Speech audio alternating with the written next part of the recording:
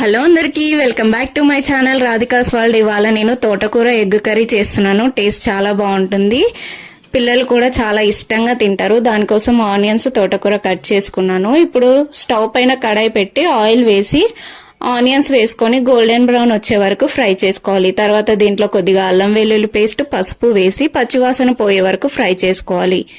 దీంట్లో ముందుగా కట్ చేసి పెట్టుకున్న తోటకూర, కొద్దిగా సాల్ట్ వేసి బాగా మిక్స్ చేసుకొని మూత పెట్టి మగ్గనివ్వాలి.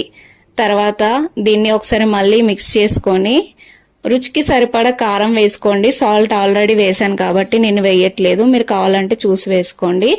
తర్వాత దీన్ని ఒక 10 నిమిషాల తర్వాత గరం మసాలా కొద్దిగా, అలాగే ముందు బాయిల్ చేసి పెట్టుకున్న ఎగ్స్ వేసి ఒకసారి బాగా కలిపి ఇంకో 10 నిమిషాలు మూత పెట్టి మగ్గనివ్వాలి. అంతే, ఎంతో టేస్టీగా ఉండే తోటకూర ఎగ్ కర్రీ రెడీ. మీరు కూడా ట్రై చేసి ఎలా వచ్చిందో కామెంట్ చేయండి. నా ఛానల్